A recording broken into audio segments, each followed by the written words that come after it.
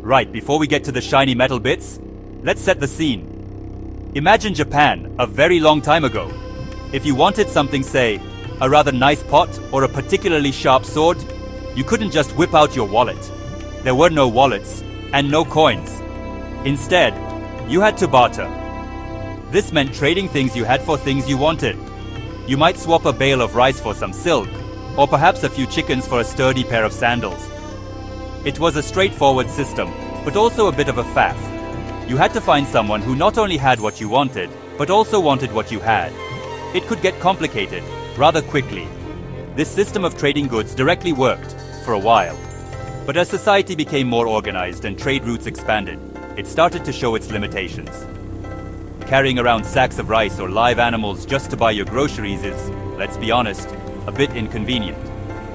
People needed something smaller, more portable, and universally accepted as having value. A standard unit of exchange was desperately needed to make life, and commerce, a whole lot simpler. It was a problem that needed a clever solution, a bit like figuring out how to get a piano up a spiral staircase. You know it's possible, but it requires some serious thought. So, where did the Japanese look for inspiration? Well, they looked across the water to their rather large and influential neighbor, China. For centuries, Chinese coins, typically round with a square hole in the middle, had been trickling into Japan. These were brought over by traders, diplomats, and monks. The Japanese saw how well these little metal discs worked for buying and selling. They were durable, easy to carry, and everyone agreed on their value. It was a brilliant idea, and the Japanese began using these imported Chinese coins for their own transactions, which was a significant step up from swapping fish for fabric. This reliance on foreign currency was a practical solution, but it wasn't a permanent one. Using someone else's money meant you were, in a way, economically dependent on them. It also meant the supply of currency was entirely out of your control. If trade with China slowed down, so did the flow of money into Japan. The imperial court, wanting to establish its own authority and create a more centralized, sophisticated state, realized it needed its own money. The stage was set for Japan to take a monumental step, to stop borrowing and start minting. The age of Japanese coinage was about to begin. So, the year is 708 AD. The ruler of Japan is Empress Genmai, a rather formidable and forward-thinking leader. She and her court decided it was high time Japan had its own official currency. Relying on Chinese coins was all well and good, but to be a proper, powerful nation, you needed your own cash. It was a statement of sovereignty, a bit like having your own flag or your own national anthem. And so, the order was given to create Japan's very first domestically produced coin. This wasn't just about economics. It was about national pride and projecting power across the land. It was a big moment. The result of this grand ambition was a coin called the Wadōkaichin. Now, that's a bit of a mouthful, but it's an important name. It translates roughly to Japanese copper currency of the Wado era. The Wado part is particularly interesting, as it means Japanese copper. This name wasn't a coincidence. It was brilliant marketing, really. Just before the coins were issued, a huge deposit of high-quality copper was discovered in the Chichibu region. The court named the era Wado to celebrate this discovery, and then named the coin after the era. It was a way of telling everyone, look, we have our own copper, and now we have our own coins made from it. These new coins looked quite a lot like their Chinese counterparts, which was a sensible move. They were round, made of cast copper, and had a square hole in the middle. This design wasn't just for show. The square hole made them easy to string together, usually in batches of 100 or 1,000, making them much easier to carry and count than a jangling pocketful of loose change. The characters Wadōkaichin were written on the face, clearly identifying it as Japanese. The government set an official exchange rate, decreeing that one Wadōkaichin was equal in value to a certain amount of rice, establishing it as the new standard. The introduction of the Wadōkaichin was a massive deal. It was the cornerstone of the government's plan to build a centralized state based on Chinese models. With a national currency, the imperial court could collect taxes more efficiently, pay its officials, and fund massive public works projects, like building new capitals and temples. It was a powerful tool for controlling the economy and unifying the country under a single imperial authority. The little copper coin wasn't just money, It was a symbol of a new, organized, and ambitious Japan stepping onto the stage of history. It was, in short, a game changer.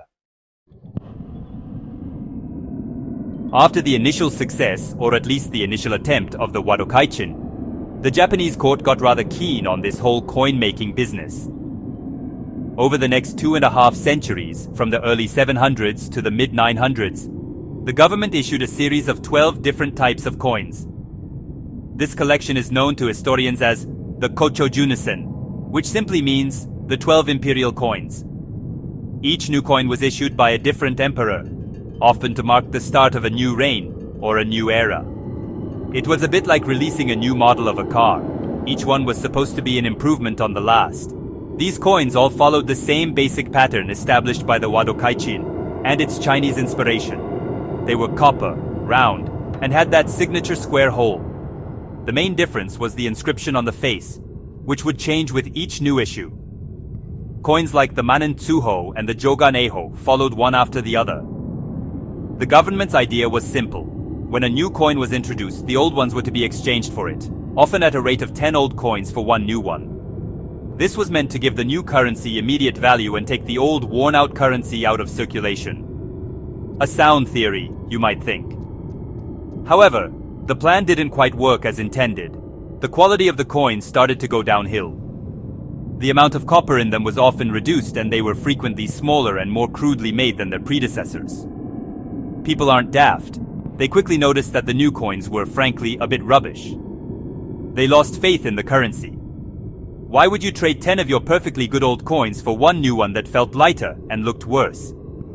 This led to widespread confusion and a general mistrust of the official money, which is never a good thing for an economy. Eventually, the whole system just sort of ground to a halt. The government ran into a number of problems. The supply of copper started to dwindle, making it difficult and expensive to mint new coins. More importantly, the central government's power was weakening. Local lords and samurai clans were gaining more influence, and the court's ability to enforce its currency policies across the country was fading away. By the year 958, with the minting of the Kengan Taiho, the imperial government essentially gave up. They stopped making their own coins, and for the next 600 years, Japan entered a period without any domestically produced currency. So, the imperial court has stopped making coins. What happens next? Does everyone go back to swapping chickens for sandals? Not exactly. Japan was now a much more complex society with a bustling economy, especially in the cities. Bartering just wouldn't cut it anymore. The demand for a reliable form of currency was stronger than ever. But with the domestic mint silent, a monetary vacuum was created. And as we know, nature and economics abhors a vacuum. Something had to fill the gap, and that something came, once again, from across the East China Sea. This period, from the 10th to the 16th century, is often called Japan's medieval era. It was a time of samurai warriors, powerful feudal lords, and flourishing trade. And the lifeblood of that trade was imported Chinese coins. Huge quantities of them flowed into Japan. These weren't just a few coins brought by the odd merchant. We're talking about shiploads of the stuff. Chinese coins from the Song, and later the Ming, dynasties became the de facto currency of Japan. They were so common that large caches of them are still being dug up by archaeologists all over the country today. It was as if the entire Japanese economy was running on foreign cash. This wasn't an official government policy, at least not at first. It was a grassroots solution driven by pure necessity. Merchants, monks, and lords all needed money to conduct their business, and Chinese coins were the best option available. They were well made, their metal content was reliable, and there was a plentiful supply. People trusted them. Eventually, the authorities, including the Kamakura and Ashikaga shogunates, had to acknowledge reality. They officially recognized the use of these imported coins, and even tried to regulate them, sorting them into different categories based on their quality and age. It was a pragmatic approach to a problem they couldn't otherwise solve. This reliance on Chinese money worked for a surprisingly long time, for several hundred years in fact. It fueled a vibrant commercial culture and allowed for the growth of markets and cities. However, it still had the same old drawback. the supply was completely dependent on foreign trade. If relations with China soured, or if the Chinese government decided to restrict the export of its currency, Japan's economy could be thrown into chaos. It was a precarious situation. As Japan moved towards reunification at the end of the 16th century, its new leaders knew that to be truly independent and stable, the nation would once again need to take control of its own money supply. Section 5. A new era of cash. The Edo period and the Kanei-Tsuho. After centuries of civil war and reliance on foreign money, Japan finally found unity under the Tokugawa shogunate at the dawn of the 17th century. This marked the beginning of the Edo period, an era characterized by peace, stability, and, remarkable cultural development. The new government was all about control and order, and a big part of that was, you guessed it, sorting out the messy monetary situation. The shogunate decided it was high time for Japan to have a standardized, unified currency system that it controlled completely. No more relying on whatever coins happened to wash up from China. It was time to get those mints running again. And the star of this new monetary show was a copper coin called the Kanei-Tsuho.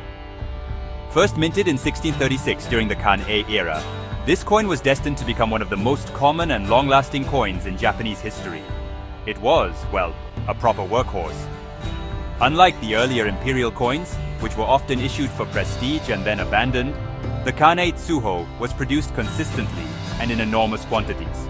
The shogunate established mints not just in the capital, Edo, which is modern-day Tokyo, but all over the country to ensure a steady supply.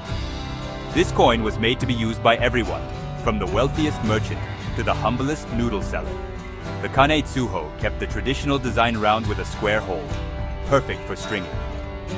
For over 200 years, its basic appearance remained unchanged, providing a sense of stability and reliability that the Japanese people hadn't experienced with their money for quite a long time.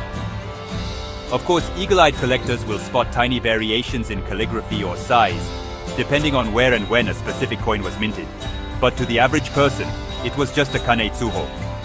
It became the backbone of daily commerce throughout the Edo period, used for all sorts of small, everyday transactions. It was, quite simply, the coin of the people. Alongside the copper Kanei-Tsuho, the Tokugawa government also established a formal three-tiered currency system. There were gold coins, called koban, for large transactions, silver coins, often calculated by weight for medium-sized payments, and the copper Kanei-Tsuho for the small stuff. Exchange rates between the three metals were set by the government, though they did fluctuate a bit depending on the market. This sophisticated system was a massive achievement. For the first time, Japan had a truly national and stable currency that was all its own, marking a new chapter of economic self-sufficiency and prosperity. Fast forward to 1868. The long, peaceful isolation of the Edo period has come to a crashing end. The shogun is out, and the emperor is back in charge. This is the Meiji Restoration, a period of frantic, head-spinning modernization. Japan was in a hurry to catch up with the Western powers, and that meant transforming every aspect of society, from the government and military to industry and, you guessed it, the money. The old complicated system of gold, silver, and copper coins with their fluctuating exchange rates was seen as feudal and hopelessly out of date. It had to go. The new Meiji government decided to adopt a currency system based on the Western model. In 1871, they introduced the yen as the new national currency. This was a decimal system, just like the dollar or the pound. 1 yen was divided into 100 sen, and 1 sen was divided into 10 rin. It was clean, logical, and easy to understand. Out went the old koban, the silver vase, and the stringed Kanei-Tsuho. In their place came a whole new family of coins and banknotes, designed to look and feel modern, and to compete on the world stage. It was a complete and total reboot of Japanese money. This modernization extended to how the coins were made.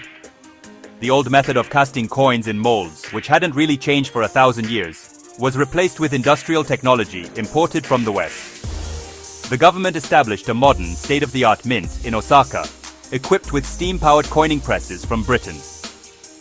For the first time, Japan could produce machine-struck coins with perfectly round shapes, milled edges, and intricate uniform designs. The first modern copper coins, including the 1 rin, 5 rin, 1 sen, and 2 sen pieces, rolled off these new presses in 1873.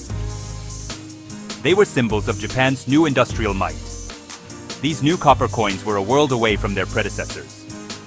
Instead of just a few characters, they featured elaborate designs. You had dragons, chrysanthemums, the imperial seal, and Polonia crests, all rendered in stunning detail. The inscriptions were also modernized, including the value written in both Japanese characters and, for the first time, Western numerals. This was all part of Japan's new outlook, embracing Western technology and systems, while proudly displaying its own unique cultural symbols. The money in people's pockets was now a tangible daily reminder that Japan was a new, modern nation.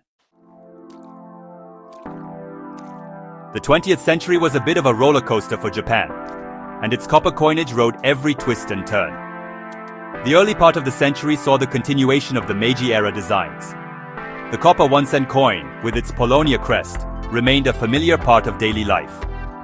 However, as Japan's military ambitions grew in the 1930s, things began to change. Wars are fantastically expensive, not just in money, but also in materials. Copper, along with other metals like nickel, became a strategic resource, desperately needed for producing ammunition, ships, and aircraft. It was far too valuable to be used for pocket change. This led to some drastic changes in the coinage. In 1938, the government completely changed the 1-cent coin. The familiar copper piece was replaced by a new one made of a bronze alloy. And then, as the war intensified, it was switched to cheaper aluminium. Other coins were also made from tin and zinc alloys. These were the wartime coins, and they tell a story of increasing desperation. They were often smaller, lighter, and had much simpler designs, reflecting the austerity of the times. Using these coins every day must have been a constant reminder of the national war effort and the sacrifices it demanded from everyone. Then came defeat in 1945. Japan was in ruins, its economy shattered, and inflation was rampant. The old sen and rin denominations became virtually worthless. For a few years after the war, there was monetary chaos. The government issued some very small, cheap coins, made of aluminium, and even some emergency paper notes for tiny denominations. But as the economic miracle of the post-war era began to take hold, Japan needed a new, stable set of coins for its recovering economy. This was the moment when the modern coinage system we know today began to take shape, rising from the ashes of the old one. The post-war period saw the introduction of a new family of coins, all denominated in yen. The old sen and rin were gone for good. New materials were chosen for the new coins. Aluminium was used for the 1 yen coin, a brass alloy for the 5 yen coin, and for the 10 yen coin, the government returned to a classic material bronze, a copper alloy. This new 10 yen coin, first issued in 1951, would become one of the most recognizable and enduring pieces of Japanese currency, linking the modern era back to the long history of copper coinage in the country. If you ask anyone to picture a modern Japanese coin, chances are they'll think of the 10 yen piece. It is, without a doubt, the most famous and widely circulated copper-based coin in Japan today. First introduced in its current form in 1959, this little bronze disc has become an omnipresent feature of daily life. Everyone from schoolchildren buying sweets to commuters grabbing a drink from a vending machine uses them. It's the kind of coin that jingles in your pocket or gets dropped down the back of the sofa. It's a true workhorse, much like its ancestor, the Kanai Tsuho. What makes the 10 yen coin so special is its design. It's a little masterpiece of national symbolism. On the front, you have the value 10 and the year of minting, all very straightforward. But it's the back, or the obverse, that's the interesting bit. It features a stunningly detailed image of the Phoenix Hall of the Byodo-in Temple in Uji, near Kyoto. This temple is a UNESCO World Heritage Site and a national treasure, representing the elegance and beauty of Heian period architecture. It's a piece of classical Japanese culture that millions of people carry around with them every single day. It's a beautiful bit of design. The coin is made of bronze, which is an alloy composed of 95% copper, along with some zinc and tin. This gives it its distinctive reddish-brown color. When they're brand new, they are brilliantly shiny, but with time and handling, they develop a darker, richer patina. This connection to copper is significant. It links this very modern, machine-made coin to the entire 1300-year history of Japanese copper coinage, all the way back to the Wadōkaichin. Every time you hold a 10-yen coin, you're holding a tiny piece of that long story, from empresses and shoguns to the Industrial Revolution and beyond. Today, the 10-yen coin remains a vital part of the Japanese economy. While we live in an age of credit cards and digital payments, the need for physical cash for small transactions hasn't disappeared. Vending machines, payphones, and small shops all rely on it. Its purchasing power may have diminished over the decades due to inflation, but its cultural significance has only grown. The image of the Phoenix Hall is so iconic that it has become a symbol of Japan itself, instantly recognizable both at home and abroad. Not bad for a humble little coin made mostly of copper. Looking back, the story of Japan's copper coins is really the story of Japan itself. It's a journey that spans over 13 centuries, mirroring the nation's own path from an ancient imperial state to a modern economic powerhouse. It all began with a simple need to move beyond the cumbersome system of bartering. The first solution was to borrow, using Chinese coins that flowed in through trade. This was practical, but it was a temporary fix. The real ambition was to create something uniquely Japanese, a goal that was first realized with the casting of the Wadōkaichin in 708. That first step was a bold declaration of sovereignty, but the road ahead was bumpy. The early imperial coins, the Kocho Junisen, suffered from declining quality and waning public trust, eventually leading the government to abandon minting altogether. For 600 years, Japan's economy ran on imported Chinese cash, a long medieval interlude that highlights the persistent need for a reliable currency. It wasn't until the Tokugawa shoguns imposed order that Japan finally got a stable, domestically produced coin for the masses, the ubiquitous kanetsuho, the copper backbone of the Edo period. Then came the great upheaval of the Meiji Restoration, which swept away the old ways and ushered in a new era of industrialization. The yen was born, and modern machine-struck copper coins featuring dragons and chrysanthemums became symbols of a nation hurtling towards modernity. The 20th century tested this new system, with strategic wartime needs forcing a switch to cheaper metals, only for copper's descendant, bronze, to make a triumphant return in the post-war era. This constant adaptation of materials and design tells a story of survival, resilience, and technological change through times of both peace and conflict. And that brings us to today, and to the 10-yen coin in our hands. This small bronze disc is the culmination of this long and fascinating history. It connects the modern user to Empress Genmei, the Tokugawa shoguns, and the Meiji reformers. On its face, it carries the image of the Byodo-in temple, a nod to Japan's rich cultural past, while its precise manufactured form speaks of its industrial present. The humble copper coin has been more than just money. It has been a tool of state building, a reflection of economic reality, and a canvas for national identity. It's quite a lot of history to fit in your